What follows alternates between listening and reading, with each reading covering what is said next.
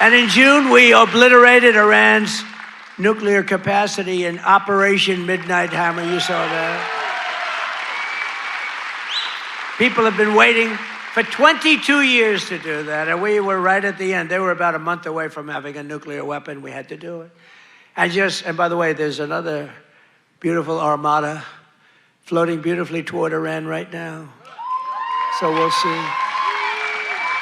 I hope they make a deal. I hope they make a deal. They should have made a deal the first time they'd have a country. A show of force is building in the Middle East skies. As tensions with Iran boil, Washington is unleashing air power, fast, loud, and impossible to ignore.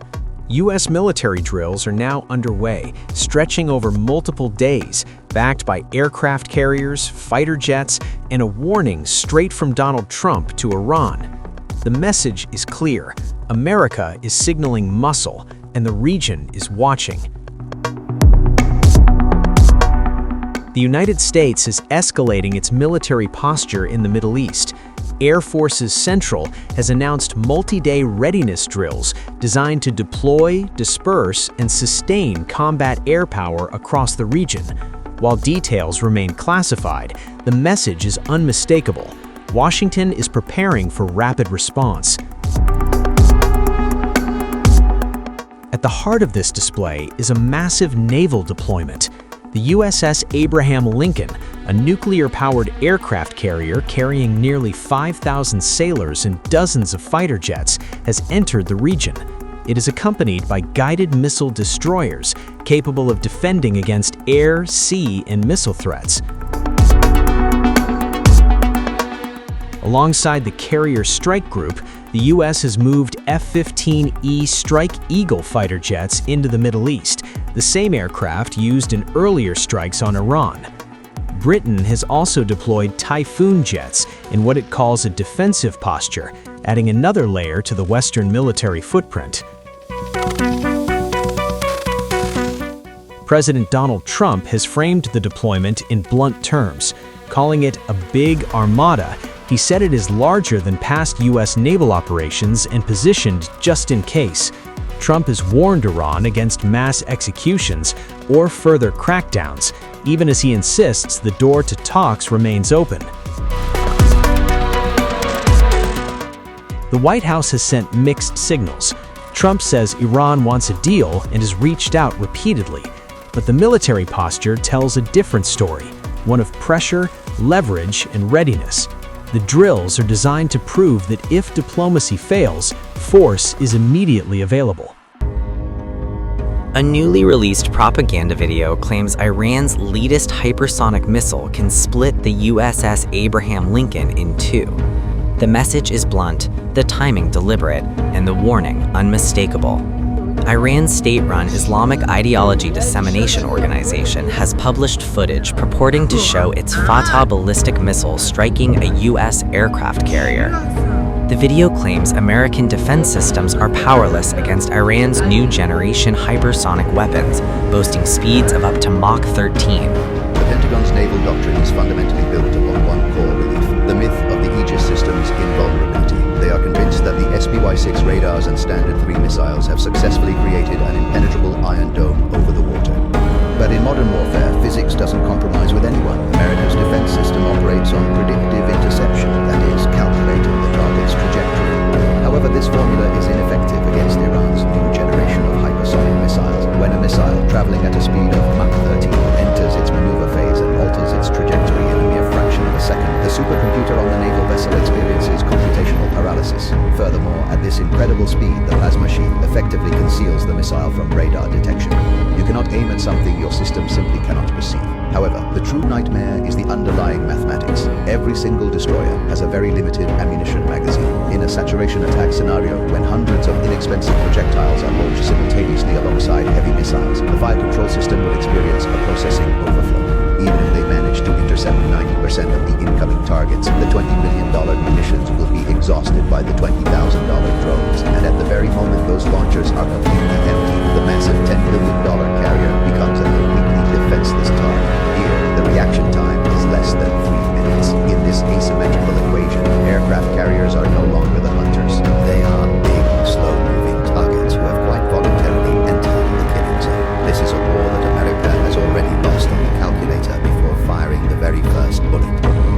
release comes as reports confirm the U.S. aircraft carrier strike group is heading towards the Gulf amid rapidly escalating tensions with Tehran. President Donald Trump says an American armada is moving into the region, describing a large flotilla deployed just in case force is required. We're watching Iran. We're watching Iran. You know, we have a lot of ships going that direction, just in case. We have a big flotilla going in that direction, and we'll see what happens. It's a big force. We have a big force going toward Iran. I'd rather not see anything happen, but we're watching them very closely. I stopped 837 hangings on Thursday. They would have been dead. Every one of them would have been hung. This is like from 1,000 years ago. This is an ancient culture. Very smart people, by the way, but it's an ancient culture. 837, mostly young men, were going to be hung on Thursday. And I said, if you hang those people, you're going to be hit harder than you've ever been hit. It'll make what we did to your Iran nuclear look like peanuts. And an hour before this horrible thing was going to take place, they canceled it. And they actually said they canceled it. They didn't postpone it. They canceled it. So that was a good sign. But we have an armada. We have a massive fleet heading in that direction. And maybe we won't have to use it. We'll see. The USS Abraham Lincoln has altered course from the South China Sea and is now sailing towards the Middle East with its strike group. That group includes Arleigh Burke-class destroyers armed with Tomahawk cruise missiles capable of striking deep inside Iranian territory. U.S. officials confirm the ships are equipped with the Aegis combat system, designed to intercept ballistic and cruise missiles and aerial threats. Despite that capability, Iran's video openly challenges Washington's defenses, portraying a direct hit on the carrier as inevitable. Behind the scenes, diplomatic and military coordination is intensifying. U.S. Special Envoy Steve Witkoff says an American delegation met Israeli Prime Minister Benjamin Netanyahu to discuss Gaza and broader regional issues. According to Witkoff, the talks included senior White House advisors and focused on next steps in continued regional cooperation. Israeli media reports now suggest the United Arab Emirates, Jordan, and the United Kingdom could support U.S. military operations if conflict erupts. That support would reportedly include intelligence sharing, logistics, and participation in intercepting Iranian missiles or drones.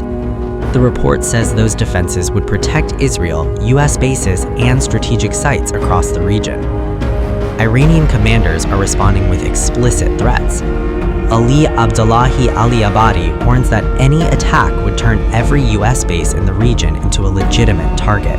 Revolutionary Guard Commander General Mohammad Pakpour says Iran is more ready than ever, with forces on hair-trigger alert. He warns Washington and Israel to avoid miscalculation as military assets converge and rhetoric hardens. A chilling warning from Iran, delivered not in words but in action-packed video. Iran's Revolutionary Guard has released close-up video of a U.S. aircraft carrier, the USS Abraham Lincoln, accompanied by a blunt threat. There is no benefit to hiding, the IRGC said. Iran says the footage is not new, but the message is. This is a signal of readiness, not a record of a current operation. The Revolutionary Guard says it is prepared to strike U.S. aircraft carriers if war breaks out, pointing to attacks carried out by Iran-aligned forces, including Yemen's Houthis, as precedent. The warning comes as American warships move toward the Middle East amid rising regional tensions. On Saturday, the head of Iran's Revolutionary Guard Corps escalated the rhetoric further. IRGC Commander General Mohammad Pakpour said the force is, quote, more ready than ever, finger on the trigger. Pakpour said the IRGC is prepared to carry out any order issued by Iran's supreme leadership. His remarks were reported by Iran's Noor news outlet and confirmed by the Associated Press. The general also warned the United States and Israel to avoid what he called any, quote, miscalculation. The warning follows another statement last week by an Iranian ambassador who accused Washington and Israel of fueling political destabilization and unrest inside Iran. The confrontation comes amid weeks of massive anti-regime protests across Iran and a violent government crackdown in which the Revolutionary Guard has played a central role. President Donald Trump has openly backed Iranian protesters, increasing pressure on Tehran. Israeli Prime Minister Benjamin Netanyahu has also voiced support, saying Israel is closely monitoring events inside Iran. Netanyahu added that if Iran were, quote, liberated from the yoke of tyranny, Israel would be ready to be a partner in peace. With American carriers approaching, Iranian drones on display, and warnings growing sharper by the day, the standoff is entering a dangerous phase. A message from Tehran that leaves little room for misunderstanding and even less room for error. Iran's supreme leader has gone underground. As U.S. warships surge toward the Middle East and tensions spike to their highest level in years, new reports say Ayatollah Ali Khamenei has moved into a fortified bunker in Tehran. Amid fears a U.S. strike may be imminent. What's unfolding is not just military brinksmanship, but a crisis converging on multiple fronts: war warnings abroad and unrest at home. According to Interon International, citing two informed sources, Supreme Leader Ayatollah Ali Khamenei has relocated to a heavily fortified underground shelter in Tehran. The complex is described as a wartime facility with interconnected tunnels designed to withstand potential attacks. The report adds that Khamenei's third son, Masoud Khamenei, has assumed day-to-day control of the Supreme Leader's office, acting as the main channel of communication with Iran's executive leadership. The move comes as tensions between Tehran and Washington escalate sharply. Earlier, U.S. President Donald Trump said a powerful American naval armada was heading toward the Middle East. Speaking aboard Air Force One, Trump said the deployment was being made just in case he decides to act against Iran. U.S. Navy officials have confirmed that the aircraft carrier USS Abraham Lincoln and multiple guided missile destroyers are currently positioned in the Indian Ocean. They are expected to reach the Middle East in the coming days. Additional air defense systems are also being repositioned, likely to protect U.S. and Israeli air bases. Britain has also entered the picture. The U.K. has announced it will deploy RAF Euro Typhoon jets to Qatar, following a request from Doha, as regional tensions continue to rise. Iran has responded with stark warnings. Revolutionary Guard Commander General Mohammad Pakpour said Iranian forces are more ready than ever, with their finger on the trigger, prepared to carry out the Supreme Leader's orders. A senior Iranian official told Reuters that any attack on Iran would be treated as an all-out war, warning Tehran would respond in the hardest way possible. The external standoff comes against the backdrop of deepening unrest inside Iran. Weeks of protests, sparked by economic hardship and a sharp collapse of the Iranian rial, have spread nationwide since late December. Authorities responded with a sweeping security crackdown and what activists describe as the longest and most extensive internet shutdown in Iran's history. The U.S.-based human rights activists news agency, HRANA, reports at least 5,002 people were killed during the crackdown. That figure includes 4,716 demonstrators, 43 children, and 40 civilians not directly involved in protests. HRANA also says at least 26,541 people were arrested. Iranian authorities have not confirmed these numbers. Addressing an emergency session of the UN Human Rights Council in Geneva, UN High Commissioner Volker Turk said thousands, including children, had been killed. He urged Iran to end what he called brutal repression, calling for a moratorium on the death penalty and raising concerns about forced confessions and summary trials. Amid mounting international pressure, Iran has acknowledged diplomatic backing from India.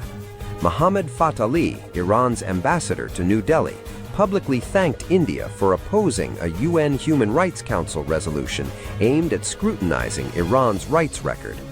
He called India's vote principled and firm, a rare show of support at a moment of soaring Iran-US tensions. Meanwhile, Supreme Leader Khamenei has gone underground. U.S. warships are moving into position, and Iran warns of all-out war. The Middle East is poised on a knife's edge.